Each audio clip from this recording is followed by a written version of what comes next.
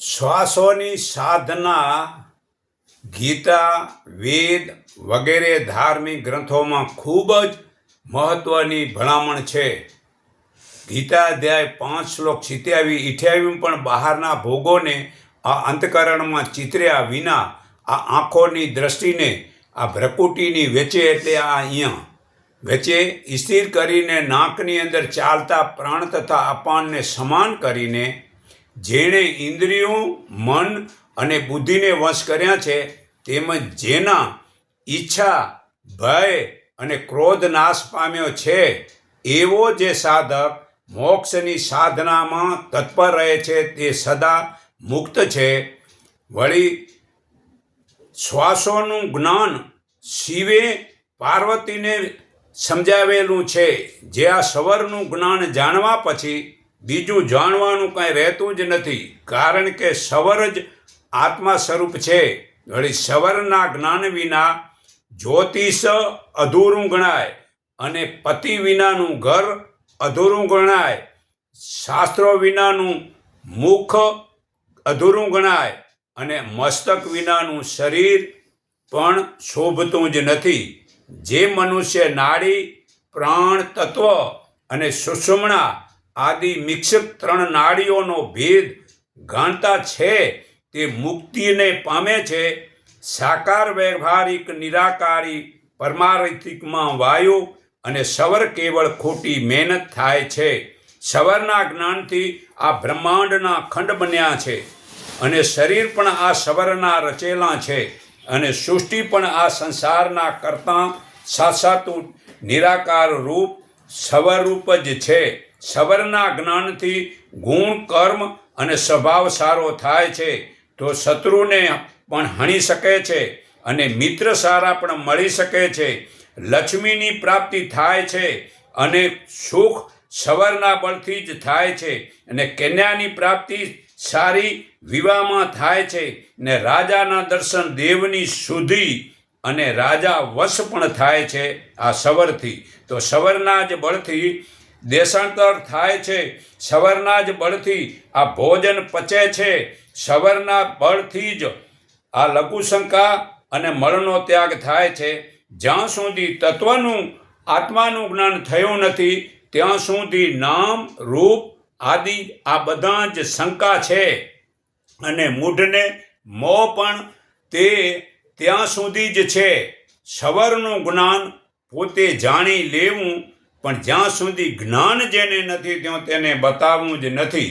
તો આપણે સુષુમ્ના નાડી ચાલુ હોય તો પરમાત્મામાં લીન થવું ત્યારે નાકે શ્વાસ પૂરો ભરાઈને આવે છે. તેની ગતિ 2.5 આંગળની હોય છે. તે સમયે સર્વે કર્મો બળી જાય છે. ત્યારે પરમાત્માનું ધ્યાન જ કરવું, તેથી લાભ થાય છે. ત્યારે આભામંડળના તરંગો 1 સેકન્ડને 35 તરંગો 1 સેકન્ડને આમ તમારા બેંક બેલેન્સ આકાશમાં ફેલાઈને જમા થાય છે. તેને સુષુમ્નાનો જ સંધ્યા કહેવાય છે. વેદ પણ કહે છે આ સવરના જાણવાથી ઉપર કોઈ દેવતા નથી. જે જોગી આ સવરના જ્ઞાનમાં હું શંકર કહું છું કે હે દેવી પાર્વતી, તે તું સાંભળ.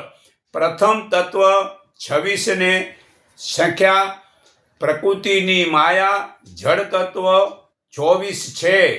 જે પ્રકૃતિ મૂળ માયા 3 ગુણવાળી અને 5 જ્ઞાનેન્દ્રિયો, 5 કર્મેન્દ્રિયો ને 5 શબ્દ સ્પર્શ રૂપ રસ ને ગંધ અને 5માં ભૂત, પૃથ્વી, જળ, અગ્નિ, વાયુ ને આકાશ. આ 24 તત્વની પ્રકૃતિ માયા, આત્મા 25મો અને 26મો પરમાત્મા. આ 26 તત્વની જાણે તેનું ચારિત્ર અંગે સુધરે છે. તો ચારિત્ર સુધારવા અંગે જો તમારે તમારું ચારિત્ર સુધારવું હોય તો તમે તમારા જ શ્વાસોશ્વાસમાં એકરૂપ બનો. જેમ બીમાર મનુષ્યનું ચારિત્ર લાંબી બીમારીથી શુદ્ધ બને છે, તેમ પણ એકાંત અને મૌન સહિત ઉપવાસ કરવાથી નિર્જળા બની જશો.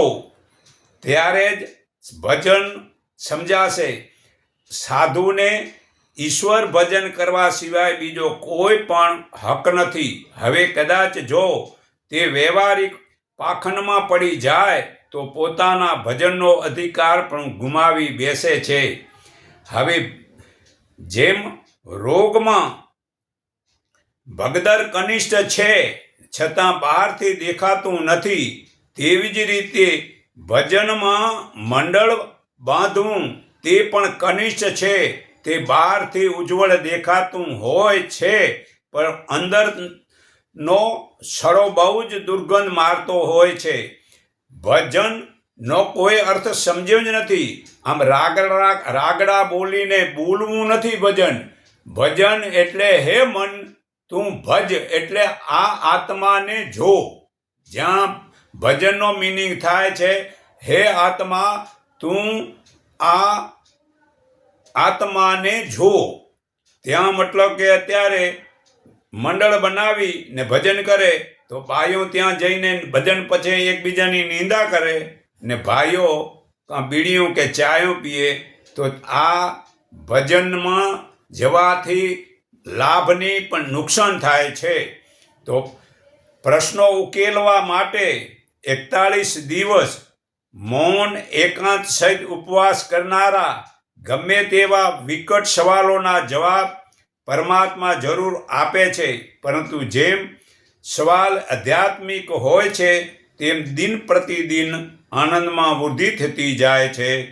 ફક્ત 72 કલાક સુધી આપણા પ્રત્યેક શ્વાસે જો આપણા મન અને દ્રષ્ટિ સ્થિર બને તો ઈશ્વર તમારી પાસે જ છે, પરમાત્મા પાસે છે.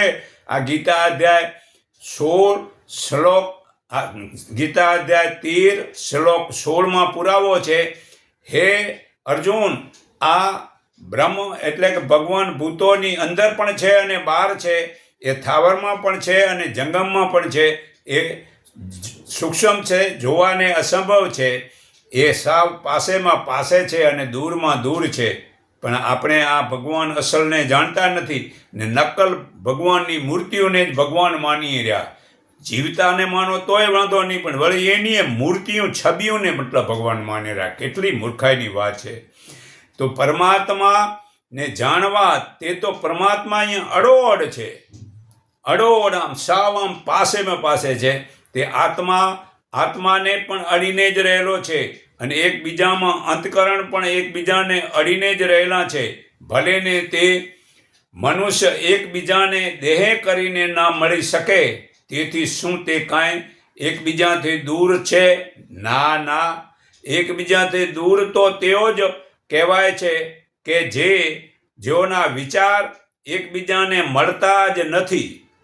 જુદી જુદી કક્ષાના વિચારો જ હોય છે તે જુદા સમજે છે, પરંતુ જેઓના વિચારો આધ્યાત્મિક અને એક જ કક્ષાના છે તે તો જગતના બીજે છેડે રહેવા છતાંય એકબીજાને અડીને જ રહેલા છે.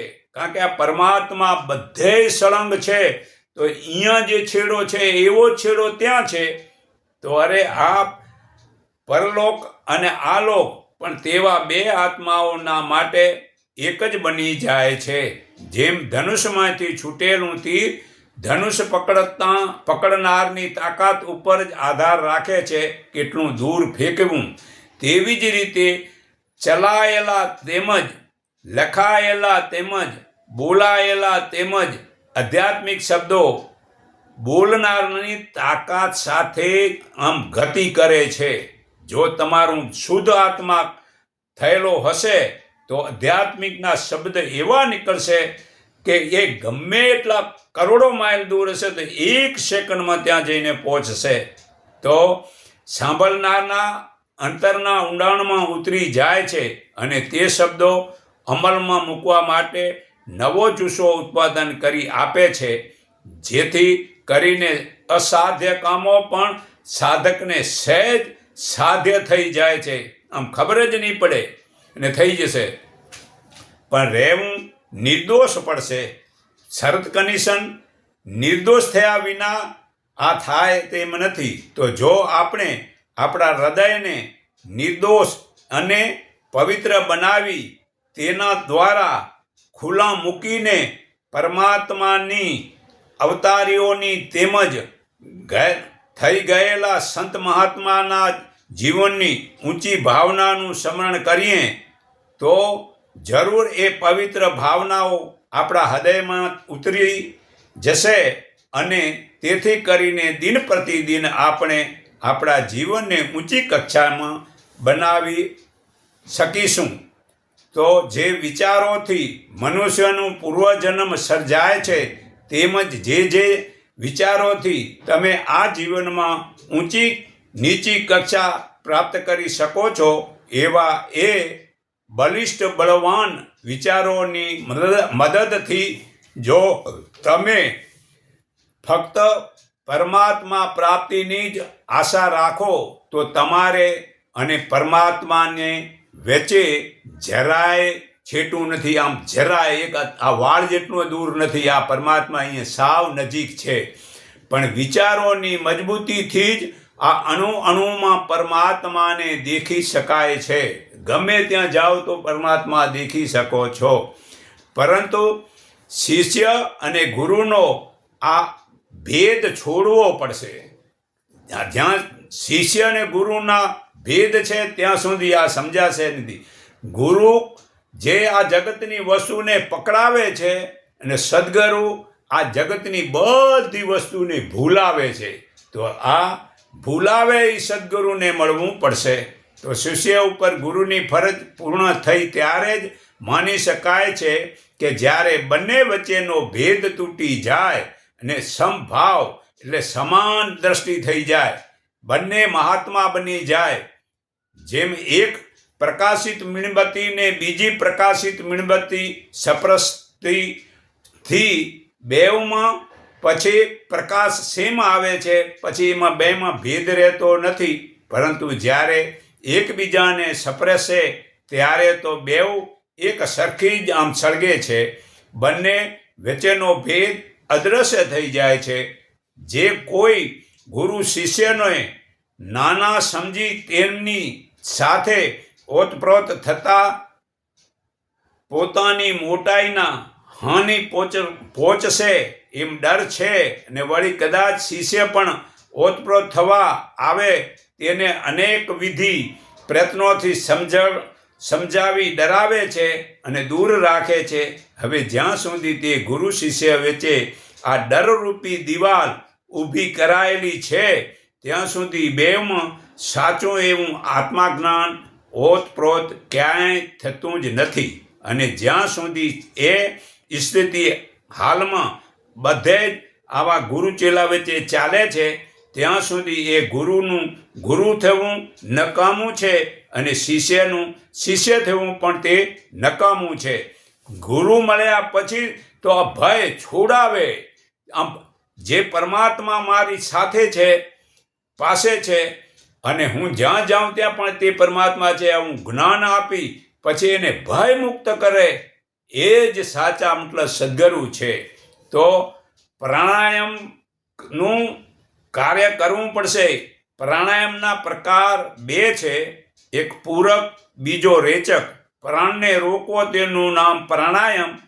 જેમણે બીજા દિવાત્માઓના સ્વરૂપનું ધ્યાન ધરવું છે તેમણે હૃદયમાં સ્થિર થવું જ પડશે.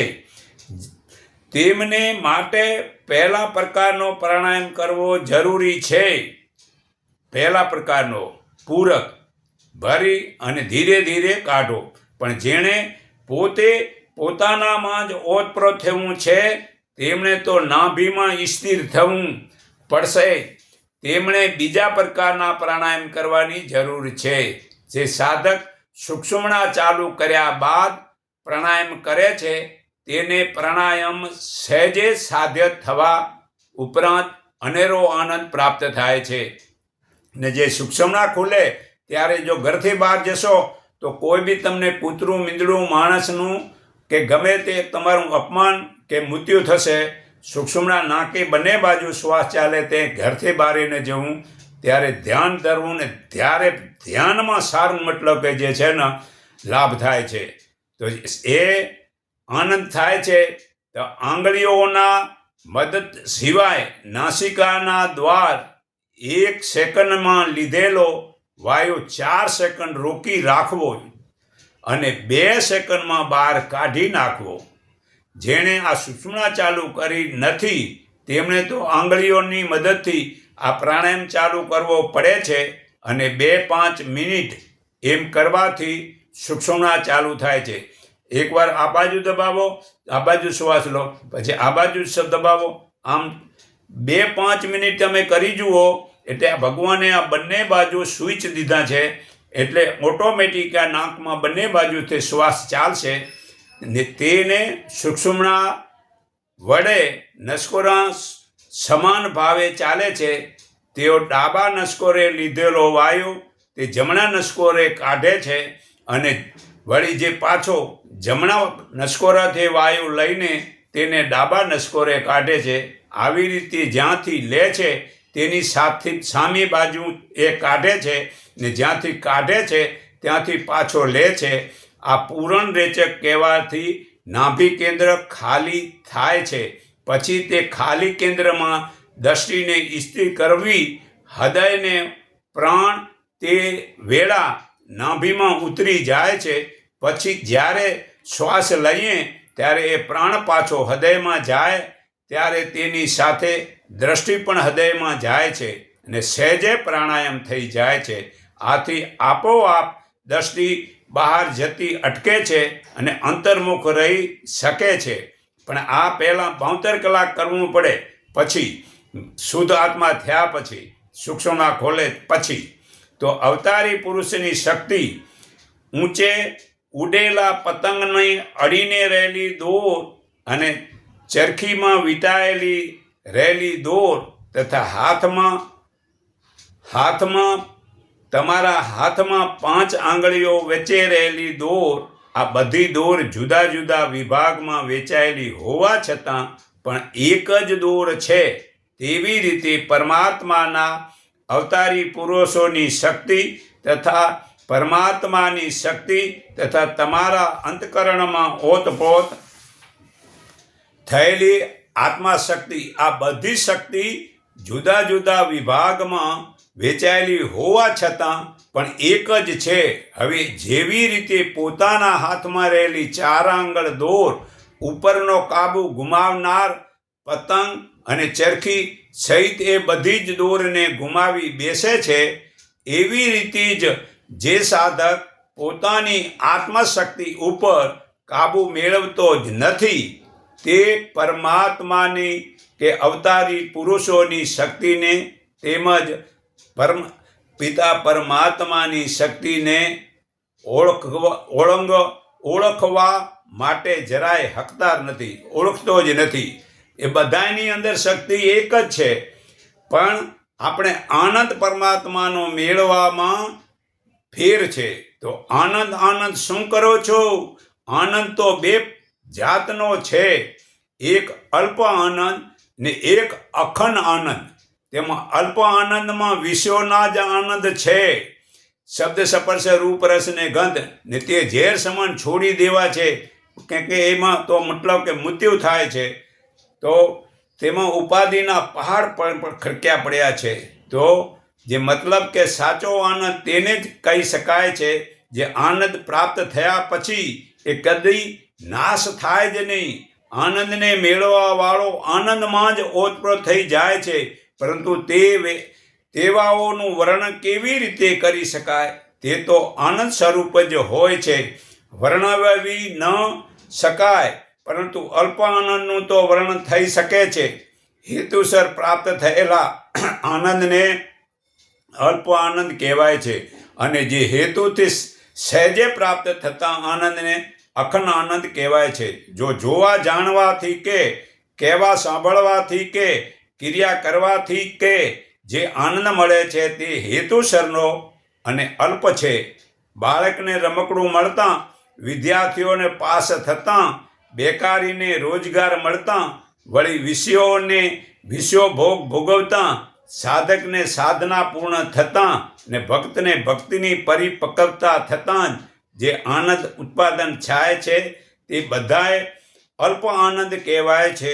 હવે કદાચ આપને આશ્રય થશે સાધક અને ભક્તને પણ અલ્પ આનંદ કેમ ઉત્પન્ન થાય, તેનું કારણ એ જ છે કે તેઓ આનંદની સામે જ ઊભા રહે છે.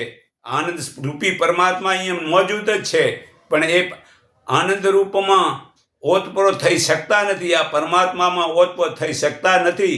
ત્યાં સુધી તેઓના આ આનંદને અલ્પ આનંદ જ કહેવાય છે. અરે વધારે શું કહું છું, જો આપ નારાજ ન થાવ તો છેવટની સાચી વાત એ છે કે દેવતાઓને ધૂપ દીપ અને આરતીથી તથા રાક્ષસોને ગાળાગાળીથી અને મારામારીથી જે આનંદ ઉત્પાદન થાય છે તેને બધાને અલ્પ આનંદ જ કહેવાય છે. તો આ ધૂપ ને દીપ કરો એ બધા જ મતલબ કે દેવતાની જે તમે કરો છો એ બધા જ અલ્પ આનંદ છે. તો આવી મૂર્તિની આગળ આવા ધૂપ દીપ કરવાના આનંદને છોડી દો અને મનોબળ વધારો. તો મનોબળ વધારવા જેમ આકાશમાં ઝબકારા સાથે ઉત્પન્ન થયેલી વીજળીમાં એટલું બળ હોય છે કે જો કોઈ મકાન ઉપર પડે તો તરત જ મકાનને આમ છીનભીન કરી નાખે છે. પરંતુ જો તે મકાન ઉપર રહેલા તાંબાના તારને સ્પર્શ કરે તો તરત જ તે તાર મારફતે તેને પૃથ્વીના પેટાળમાં પેસી જવું પડે છે અને મકાન આપોઆપ જ છીનભીન થતું અટકી જાય છે. તેમ તમારા મનમાં એટલે કે બધું જ બળ છે કે જો તે ધારે તો તમારા જીવનને છીનભીન કરી નાખે, પરંતુ જો તેને શ્વાસોશ્વાસનો સ્પર્શ થઈ જાય તો તરત જ નાભીના આકાશમાં તે મનને ઊંડા ઉતરી જવું પડે અને તેથી કરીને તમારું જીવન છીનભીન થતું આમ અટકી જાય છે. પણ વીરા નાભીમાં જવું પડે તઈ મતલબ મેળ પડે છે.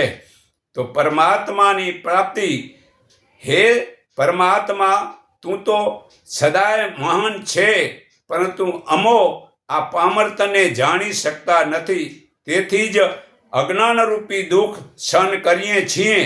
એવો દયાળુ બીજો કોણ હોય કે જે ઝેર લઈને અમૃત આપે? એવો તો તું એક જ દેવોના પણ દેવ મહાદેવ છે. હે પામર મનુષ્ય, આ અમૂલ્ય તક ઝડપી લે. આજથી અને અત્યારથી જ વ્યવહારિક પાખંડોનું ઝેરરૂપી પોટલું પરમાત્માને સમર્પણ કર. તે તને તેના બદલામાં આ શાંતિરૂપી અમૃતનો ભંડાર આપશે. ભૂલો પડેલો પુત્ર પિતાને જેટલા પ્રયત્નોથી શોધે છે તે કરતાં 1000 ગણા પ્રયત્નથી તેનો પિતા તે પુત્રને શોધી લે છે. તેવી જ રીતે આપણે આ ભવસાગરમાં ભૂલા પડ્યા છીએ અને પરમાત્માને શોધવા પ્રયત્નો કરીએ છીએ. તેથી 1000 ગણા પ્રયત્નો પરમાત્મા તમને શોધી લેવા માટે કરે છે. પરંતુ તમે છાનામાના એક જગાએ આમ સ્થિર થયેલા હો ત્યારે જ એ દયાળુ પરમાત્મા તમને મેળવી શકે ને. પણ આપણે મતલબ ગંગા જમુના કેદારનાથ રખડવા જઈએ તો પછી એમ રખડ્યા કરીએ તો એ આપને શોધે જ કેમ? થોડુંક તો વિચારો. તમે તો આડા અવળા ફાંફા માર્યા જ કરો છો છે, જેથી છેવટે તે તમારા તરફથી નજર ફેરવી લે છે. માટે તેના ચરણમાં આમ ચૂપ થઈને સ્થિર થઈ જાઓ, એ જ આપણી ફરજ છે. તો વાણી, વિચાર અને વર્તનનો કદાપી નાશ થતો નથી. તે તો સમય આવતા અનંત ગણું થઈને તમને પાછું મળશે. માટે સદાય ઉત્તમ વાણી બોલો, ઉત્તમ વિચાર કરો ને ઉત્તમ વર્તન વર્તો કે જેથી કરીને સમય આવતા તમે ઉત્તમતાને પ્રાપ્ત કરી શકો, પરમાત્માને પ્રાપ્ત કરી શકો. પરમાત્માના દર્શન દેવાને પણ દુર્લભ છે. સાચા માનવીના દર્શન દેવોને પણ દુર્લભ છે. તો ઈશ્વરની સાધના કરતાં કરતાં વૃદ્ધ થયેલા હે સાધક, શું હજુ તમે પરમાત્મા સાચા સ્વરૂપને પામી શક્યા નથી? શું હજુ પણ તમને ઈશ્વરને નર સ્વરૂપે, અગર તો નારી સ્વરૂપે, તેમજ બાળ સ્વરૂપે તથા કોઈ પણ મતલબ કે જળ મૂર્તિઓમાં જોવા ઈચ્છા કરો છો? જો તમે એવી જ ઈચ્છા રાખતા હો, તમે કરેલી સાધના ફક્ત બહારના દેખાડાની જ છે એમ માની શકાય છે. ખરેખર જો તમારી સાધના સાચા અંતકરણની હોય તો તમે કદાપી પરમાત્માના એવા સ્વરૂપો પોતાની તમન્ના રાખો જ નહીં. તમે તો તેના સાચા મૂળ સ્વરૂપમાં આમ ઓતપ્રોત થયેલા છો. તેનું મૂળ સ્વરૂપ છે તે આનંદ છે, અને તેમાં ઓતપ્રોત થઈ તમે પણ આનંદ સમૂહમાં જ બની ગયા છો. અને તમારામાંથી નીકળતા કિરણોના તરંગો પણ આનંદમાં જ હોય છે, અને તે કિરણોના તરંગો જેને અડે તે પણ આનંદનો જ અનુભવ કરે છે. સાધકને માન અને અપમાન ભલે ના હોય, પરંતુ જ્યાં સુધી તેને સમાન વળગેલું છે ત્યાં સુધી તેને સાધનાનો સાચો આનંદ કદાપી પ્રાપ્ત થતો જ નથી. માટે જેણે પરમાત્માના આનંદને પ્રાપ્ત કરવો હોય તેણે પોતે પોતાના સ્વમાન વિના વિલંબે ખોઈ નાખવું જોઈએ. જે સ્વમાન ભૂલી જાય છે તેને જ પરમાત્માનો આનંદ મળે છે. તો પરમાત્માને જે જાણવા માટે જગતનો ત્યાગ કરવાની જરૂર નથી, પરંતુ જગતપણાનો એટલે કે વેર, ઈર્ષા, સારું નરસું, લાભ, માન અપમાન, મારું તારું આ વગેરેનો ત્યાગ કરવાની ખાસ જરૂરી છે. કોઈ પૂછે કે અમારે તો સંસાર ચલાવવાનો છે, આવું બધું અમારાથી ન પાળી શકાય. તેમને એટલું જ કહેવાનું કે સંસારને જેણે પ્રગટ કર્યો છે તેને શું ચલાવવાની ચિંતા નથી? તું ચિંતા કરનાર કોણ? તું તો ચિંતા એટલી જ કર કે ઉપર લખેલા અવગુણ, ઉપર બતાવેલા અવગુણ તારામાં ઘર કરી જાય નહીં, ને વર્તુળનો છેડો તું તારામાં મતલબ કે આમ પુરાવી દે. જે મતલબ કે જ્યાં આગળ તમે તમારા માયાવી બંધનો તોડી નાખશો ત્યાં તમોને તે અનંત શક્તિના 2 છેડા હાથ આવશે. તેમાંના એક છેડા પર તમે છો, અને જ્યારે બીજા છેડા ઉપર પરમાત્મા છે. તો તમારા બંને વચ્ચે શું છે ખબર છે? તમારું અજ્ઞાન રૂપી અંધકાર હવે એ વચ્ચે છે. હવે જે એ સાચું કહો કે તમારે અને એ પરમાત્માને જરા પણ છેટું નથી. આ સાવ આમ નજીક છે. તો સાવ આ નજીક છે, પણ આ ફક્ત માયાનો પડદા તોડે તેને જ આ સમજાય છે. આ માયા જે દેખો છો એ માયા છે. એ માયા તમે ભૂલી જાઓ તો આ પરમાત્મા અહીંયા એનું રંગરૂપ નથી. જેમ પવન અહીંયા છે પણ એ દેખાય નહીં, એનો રંગરૂપ નથી, તેમ પરમાત્મા અહીંયા છે પણ આ દેખાય તેમ નથી. તો જેમ સંસારમાં સરસાઈથી રહેવાવાળો એ સાધક સેનાસી કરતાં 12 ગણી ઝડપે સાધના પૂરી કરી શકે છે. સૂર્યના જે કિરણોમાંથી આખું જગત તમે જોઈ શકો છો, તે જ કિરણોથી શું તમે સૂર્યને નહીં જોઈ શકો? જરૂર જોઈ શકશો. તો પછી તમારામાં જે નેત્રથી તમે આખું જગત જોઈ શકો છો, તે નેત્રથી શું તમે તમને નહીં જોઈ શકો? જરૂર જોઈ શકશો. પણ ક્યારે? જ્યારે તમે જગતને જોવાનું છોડી દેશો ત્યારે જ તમે તમને જોઈ શકશો. જે પોતાને જોઈ શકે છે તે પરમાત્માને પણ જોઈ શકે છે. પછી તમને જગત પણ પરમાત્મા રૂપ જ દેખાય છે. એક મોટું માટલું હોય, તેને ચારે બાજુ નાના મોટા અસંખ્ય છિદ્રો હોય, અને તે માટલાની મધ્યમાં સળગતો દીવો મૂક્યો હોય. હવે ચારે બાજુ બેઠેલા માણસોને પ્રતીત થાય છે તે પ્રતીત ફક્ત નાના મોટા છિદ્રો વડે જ થાય છે. જો છિદ્રો ન હોય તો કોઈ માને જ નહીં કે અંદર દીવો છે. એવી રીતે આ જગતની અંદર પરમાત્મા છે, પણ આપણે મનુષ્યો તે જગતમાં છિદ્રો છીએ. આ મનુષ્ય તે એક છિદ્ર સમજો, છિદ્ર છીએ. જે મોટા છિદ્રો જેવા વધુ જ્ઞાની છે તેની મારફતે પરમાત્માની પ્રતીતિ જલ્દી થાય છે, અને જે નાના છિદ્રો જેવા ઓછા જ્ઞાની છે તેની મારફતે પરમાત્માની પ્રાપ્તિ મોડી થાય છે.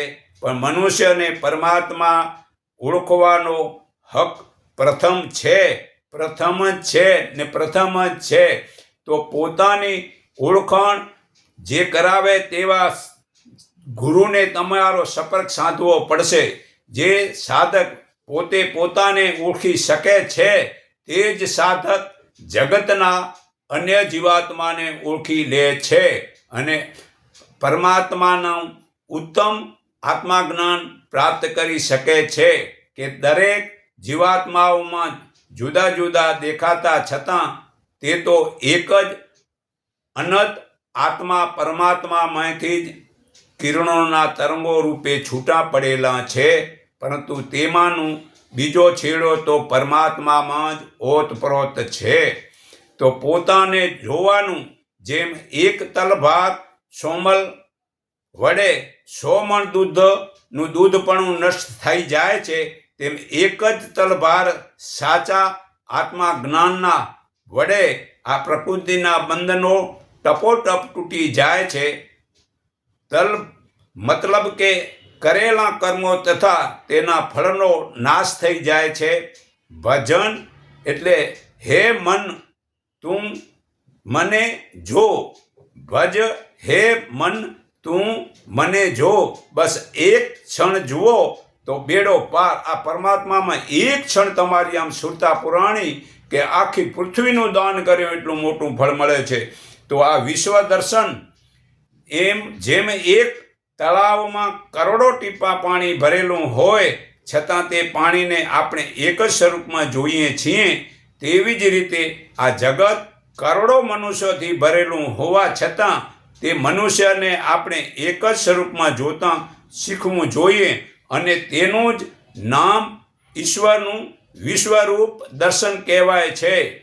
તો આત્મા જ્યોતિના દર્શન, જ્યારે આપણે આપણામાં રહેલી આ આત્મા જ્યોતિના દર્શન પામીએ છીએ, ત્યારબાદ તમારી નજરે જે કોઈ જીવ પ્રાણી દેખાશે તે જીવ પ્રાણીની આત્મા જ્યોતિ જ તમને નજરે આવશે.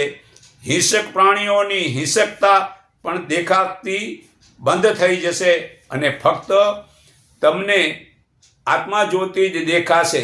મનુષ્ય માત્રના ગુણ અવગુણ દેખાવા બંધ થાય અને ફક્ત તેમાં રહેલી આત્મા જ્યોતિ જ દેખાય, ત્યારે માનજો કે આપણી સાધના પૂર્ણ થઈ છે. પુત્ર ગાંડો હોય, ગેલો હોય, મેલો હોય, તોફાની હોય કે અવગુણનો ભંડાર હોય તો પણ માને કે પિતાને તો એ પ્રિય જ હોય જે છે. પણ ક્યાં સુધી? જ્યાં સુધી બાળક બીજે બધેથી નજર ફેરવી લઈને ફક્ત મા બાપ તરફ જોઈ રહેશે ત્યાં સુધી. માટે બધેથી નજર ફેરવી લઈને મા બાપ તરફ જ નજર રાખવી. મતલબ કે દરેક અણુમાં માનું જ બાપનું જ ધ્યાન ધરવું. તો અધિકાર તબેલામાંથી પૂરી રાખેલો ઘોડો જ્યારે તબેલાની બહાર જઈને રેલાવાની દોડ બતાવે ત્યારે તેની સાચી કિંમત અંકાય છે. તેવી રીતે સાધકે શરૂઆતમાં જેનું શરણ લીધું છે એવા જે ઉપદેશક હોય છે તેને પણ ટપી જાય છે, અને તેની પહેલી પાર એટલે કે ફક્ત પરમાત્મા તરફ પોતાની દોડ જાહેર કરે ત્યારે જ તે સાધકની સાચી કિંમત અંકાય છે, અને તેને જ પરમાત્માને ઓળખવાનો સાચો હક પ્રાપ્ત થાય છે. ઉપદેશ આપનારનો તો રસ્તો બતાવનાર સાઈન બોર્ડ છે, પણ તે ઉપદેશને વર્તનમાં ઉતારનાર ઈશ્વરને પામી જાય છે ને બિચારો ઉપદેશ તો ત્યાંનો ત્યાં જ ઊભો હોય છે. વિસામો કરનાર ગુરુ કરતાં વિરહનાર શિષ્ય આગળ વધી જાય છે, પરંતુ જે વેળાએ તેમની નજર ભંગી બ્રાહ્મણ ગાય કૂતરામાં કે બાળકમાં સમાન છે, જેનામાં એવા ભેદ નીકળી ગયા છે, તે તો સાચો જ્ઞાની છે. આ ગીતા અધ્યાય 5 શ્લોક 18-19 હે અર્જુન, ગાયને કૂતરાને ચંડાળને બ્રાહ્મણને સમાન દ્રષ્ટિ જો તો તેને પછી કીડી હોય કે હાથી હોય બધું સમાન દેખાય છે, અને તે તો દરેકમાં એક જ આત્માને જુએ છે.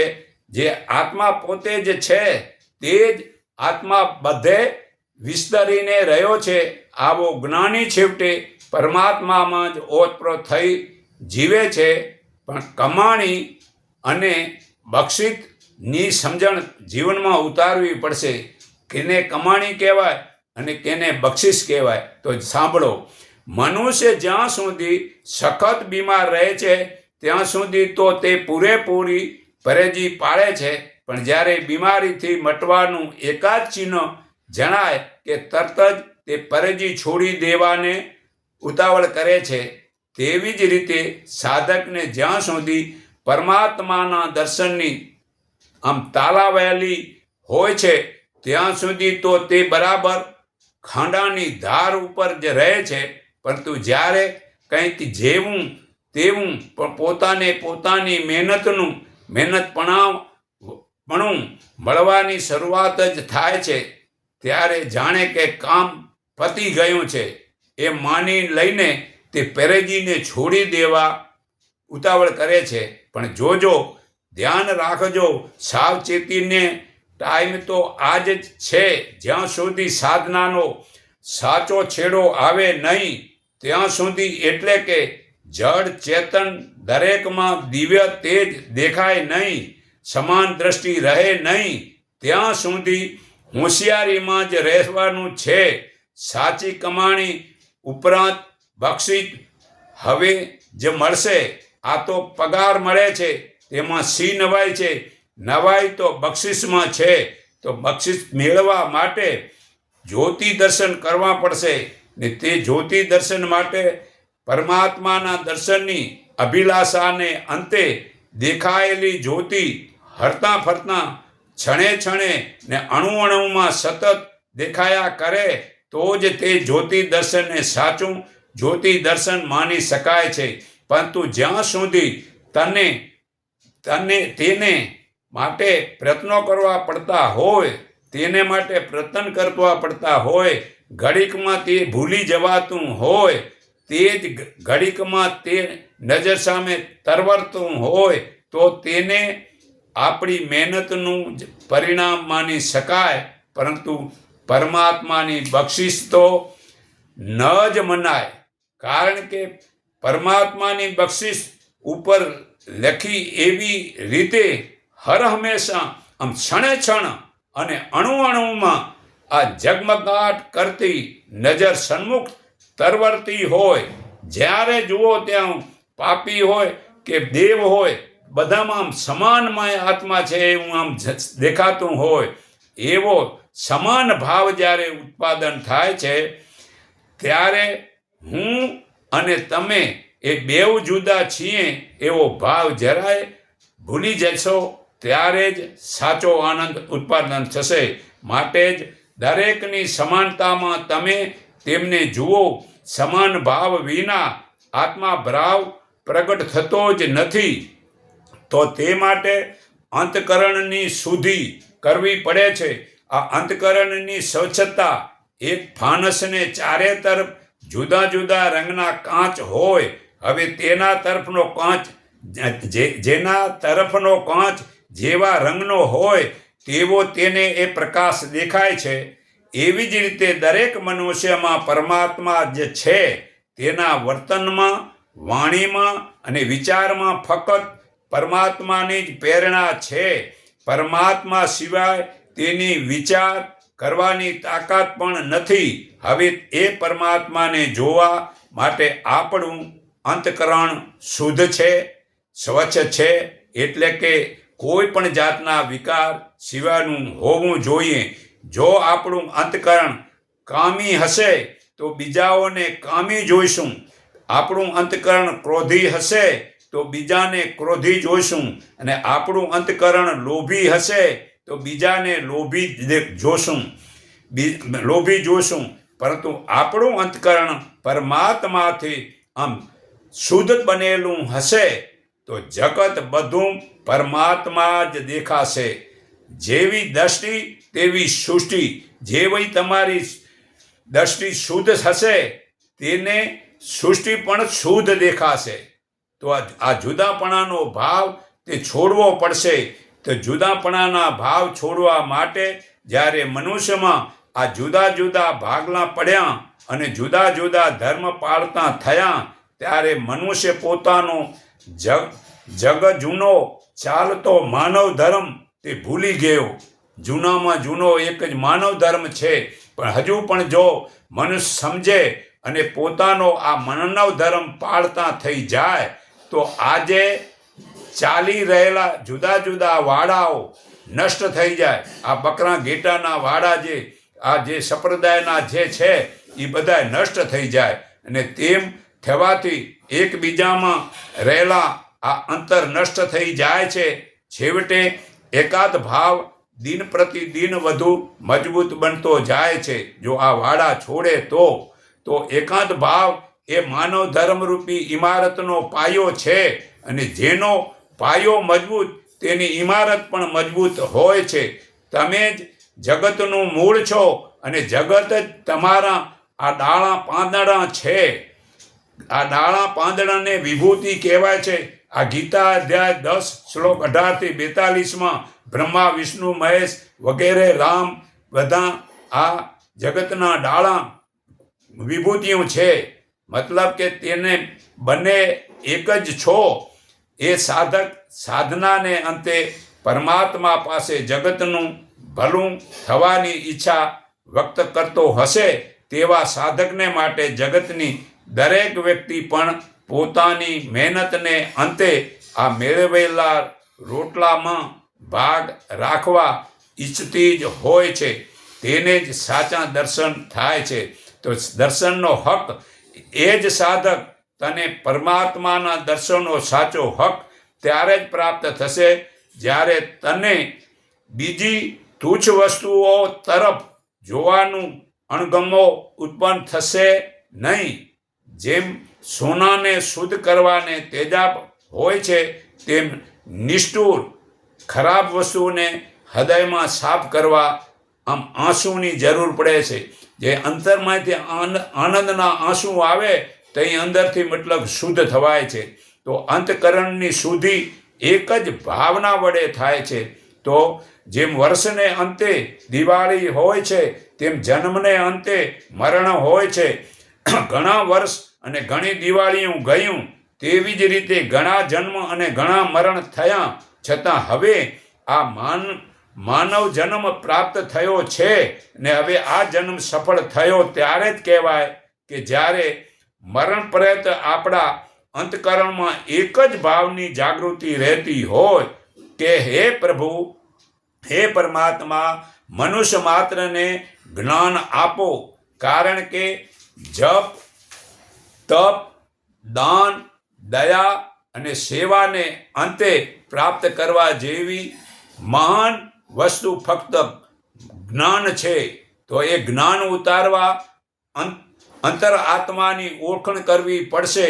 તો અંતર આત્માની ઓળખાણ માટે જેમ અજ્ઞાન બાળક માતાને પૂછે છે કે મારો બાપ કોણ છે, મા બતાવે કે આ તારો બાપ છે, પછી બાળકે તેને બાપ તરીકે ઓળખવો જ જોઈએ. એમ શંકા લાવવાનું કોઈ કારણ હોતું જ નથી. તેમ પરમાત્માના દર્શન કરાવનાર નીકળેલા હે મુસાફર, આ દ્રશ્યોને અણુ અણુમાં પરમાત્મા છે એમ તારે માનવું જ પડશે. એમાં શંકાને થાન જ નથી. પરમાત્મા એક જ અને અનંત અખંડ હોવા છતાં જ્યાં સુધી તું પૂર્ણ જ્ઞાની થયો નથી ત્યાં સુધી તે તને બહુ રૂપે દેખાશે. હું, તું અને તે આ બધું જ પરમાત્મા છે. જે મનુષ્ય પોતાના અંતરાત્માને ઓળખવાતો નથી તે દુનિયાના છેડા સુધી જાય છતાં પણ કોઈ દેવી દેવતાના સમર્થને ઓળખી શકતો જ નથી. તો પછી પરમાત્માને ઓળખે જ કેમ? માટે હે પ્રિય મનુષ્ય, તું તને પહેલો ઓળખ. ઘણા જ જીવાત્માઓને એકરૂપ જાણીને ઓળખવા તેનું જ નામ આત્મા જ્ઞાન. સાધક જ્યારે આ અણુમાં પરમાત્માને જુએ છે ત્યારે તેની સાધના પૂરી થઈ છે એમ માની શકાય છે.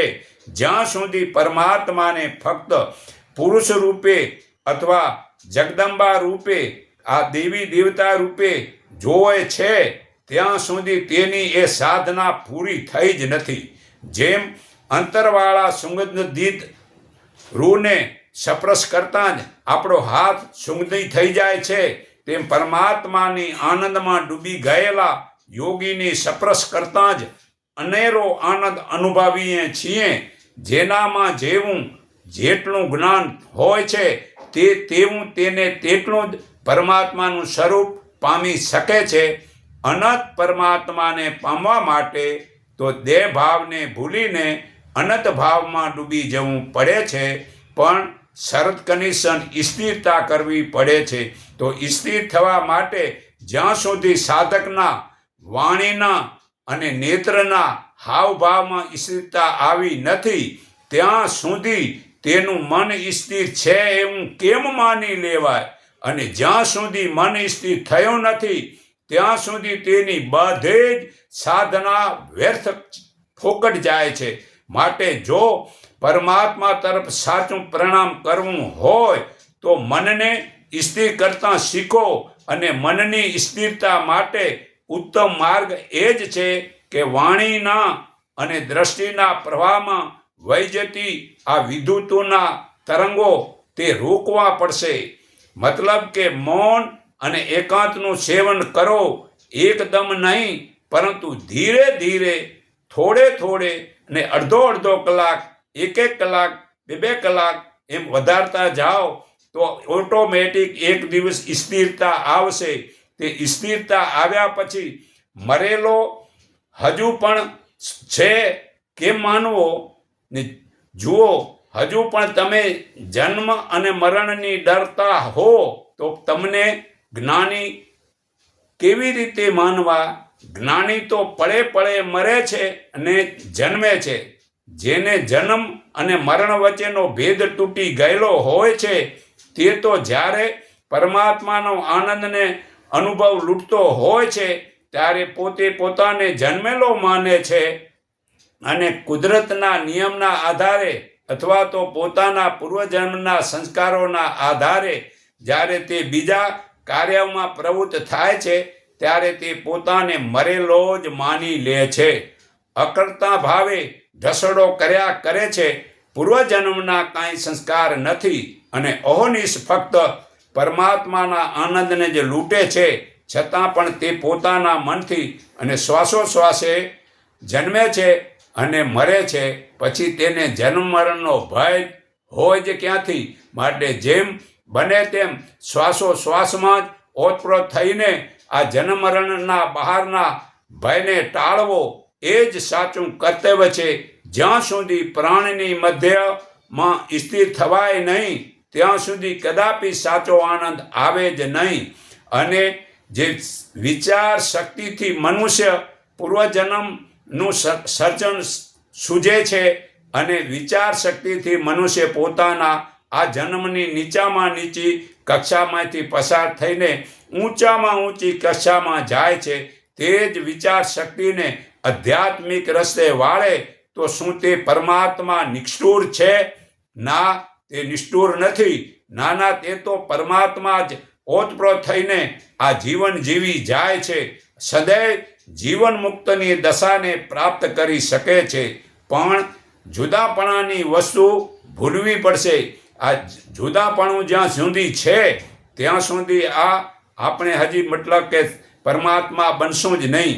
કોઈ કહે અમારે તો શિવ ધર્મ છે, કોઈ કહે અમારે વિષ્ણુ ધર્મ છે, કોઈ કહે અમારે જૈન ધર્મ છે, કોઈ કહે અમારે તો ઇસ્લામ ધર્મ છે, કોઈ કહે અમારે તો ખ્રિસ્તી ધર્મ છે. દરેક વ્યક્તિ પોતપોતાની ટૂંકી અને સંકુચિત દ્રષ્ટિથી ટૂંકા અને સંકુચિતપણાને પામેલા ધર્મ બતાવે છે, કારણ કે તેમનામાં જ્ઞાન પણ ટૂંકું અને સંકુચિત છે. પરંતુ પૂર્ણ જ્ઞાની કદાપી ઉપર બતાવેલા ધર્મનો અલગપણાની ઉલ્લેખ કરતો જ નથી. એ તો જે કહે છે કે ભાઈ અમારે તો એક જ માનવ ધર્મ છે કે જેમાં નાના મોટા બધા ધર્મનો સમાવેશ થઈ જાય છે. માટે હે બાધક, સાચા માનવ ધર્મ પાળો ને સાચા મનુષ્ય બનો. સંભાવ વગર બધું જ વર્ષ છે તો સમાન દ્રષ્ટિ રાખે છે તે જ સાચો ધર્મ છે. ગીતામાં પણ 18મા અધ્યાય 66માં પણ હે અર્જુન, સર્વ ધર્મ તું છોડી તું મારા એકના શરણે આવ, તને સર્વ પાપથી મુક્ત કરીશ. પણ તું શોક ન કર. આ ગીતા અધ્યાય 18 શ્લોક 66માં પુરાવો છે. તો શરીર રચનાનો મર્મ જ્યાં સુધી સમજે નહીં ત્યાં સુધી પરમાત્માએ આપણા શરીરની જ્યારે રચના કરી ત્યારે મસ્તકને સૌથી ઊંચું સ્થાન આપ્યું અને તેને આપણા શરીરનો રાજા બનાવ્યો છે. આપણા શરીરનો બધો જ ભંડાર અને તેની મુખ્ય ચાવીઓ તે સોંપી આપણા 18 જાતની શક્તિ છે અને તેની વડી કચેરી આ મસ્તકમાં છે. તેમાં સૌથી શ્રેષ્ઠ આત્મા શક્તિ છે. જ્યારે આપણે આપણી આ આત્માશક્તિ તરફ નજર કરીએ છીએ ત્યારે આપણી નજરમાં કોઈ અનેરી મસ્તી આવે છે. અરે રે, તે સમયે આપણું આ મસ્તક પણ ઉત્પન્ન બની જાય છે, ઉત્તમ બની જાય છે. આનંદનો ભંડારમય મતલબ મજા આવે છે. હવે જ્યાં સુધી આપણામાં આ વાતનું જ્ઞાન નથી ત્યાં સુધી એ આનંદ આપણે માણી શકતા નથી. અને જેના તેના પગ નામે આ માથાને રગડીએ છીએ, જળ મૂર્તિને હામું સમાધિમાં માથા આમ રગડીએ છીએ. શા માટે એવી જળ મૂર્તિઓ આગળ આવા માથાને રગડો છો? તમારા મસ્તકમાં આવી અનેરી શક્તિ ભરી છે. શા માટે આ બિચારા અનંત મસ્તકની આવી કફોડી સ્થિતિ કરી મૂકો છો? તો જ્યાં સુધી આ શ્વાસોની સાધના સાચી નહીં કરો ત્યાં સુધી મોક્ષ નહીં થાય. આ શ્વાસની સાધના કરવી એ માનવનો ધર્મ છે. તો હું સર્વના હૃદયમાં રહેલો પરમાત્માને હું મારા હૃદય ભાવથી નમન કરું છું. એકને ઓળખો, એકને માનો, એક સંઠીન બનો. એટલું કહી મારી વાણી વિરામું છું.